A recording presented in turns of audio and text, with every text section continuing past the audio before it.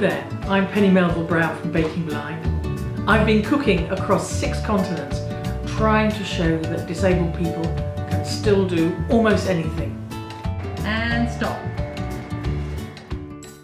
Hi there, I'm back with the Cheese Ball Collective in Berkeley. They are internationally famous for their pizzas, their cheeses and their sourdough bread.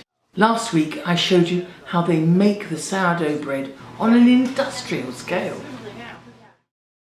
Today, after the dough has been risen overnight, I'm going to show you all the different breads they make by hand.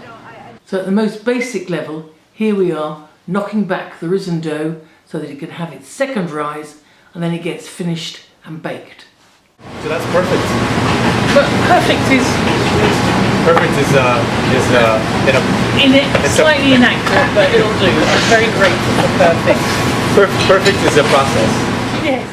I use their special cutter to create the dough rounds, and then they have a little wooden pusher that pushes out the dough from the ring. And then the dough rounds go onto a baking tray covered with cornmeal, which helps them not stick. After a second rise, these basic breads were baked, and then we used all the leftovers to make something a bit more exotic. I used all the scraps of dough to make zampanos, which is where I have to pull them all together and knead them very tightly. And the professionals can roll 2 at a time. You're doing them two-handed, aren't you? I was. Now I'm just watching. You're just showing off, aren't you? Sometimes. Once the zampanos had been risen for an hour, then I brushed them with crushed garlic and olive oil, and then they were left to rise for another 2 hours.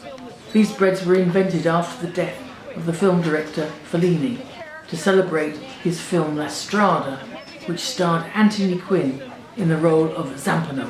I dimpled the zampanos all over with my fingers. Dimple away.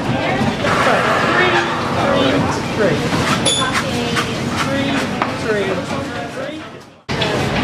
Just adding a little of this really nice salt on top of it, and it feels like a sort of rock salt, so it's gonna... It's like I think it's kosher, right? Yeah, it will be kosher, but it won't be iodized. And because it's a big grain, it'll give it a little crunch on top. Yep. The key to zampanos is that they are really tightly kneaded in the first place, and then they are cooked in a moderate oven after the second rise. And then, of course, they need finishing. Okay, done. All right, so now Zampanos. that's it. And then when they come out, we're going to put pepper flakes and Parmesan. Yes. And there were lots of other breads being prepared that morning. And we also made focaccia. The sourdough had been rolled out to fill the bottom of a very large baking tray. Again, I dimpled it all over with my fingers. I see you checking me, you know, Erin. No, I'm going beyond you to the other end. You know You're what? done. You know Here, what? She give me takes your hand. everyone, so Yeah. don't worry about it. Don't ever wrap cheese up with her. She's got you. And once the focaccia had been baked, we spread it with sun-dried tomato paste. Okay, so we're spreading this across here. Okay, She's going to give you a taste. Like a full roller really good.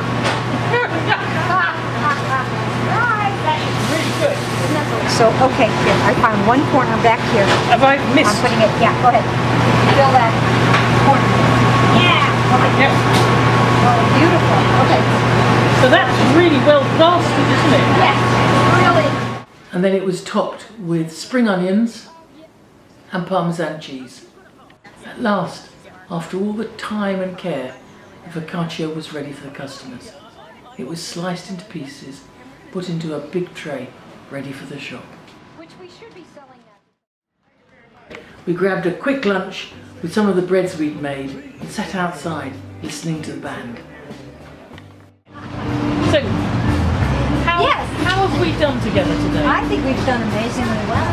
Good. I think you're very capable, a quick learner, and really fun to work with, and very flexible. And not being able to see doesn't really matter. No, it doesn't. You did it perfectly. Nearly as good as Paul Hollywood. So that was goodbye to California.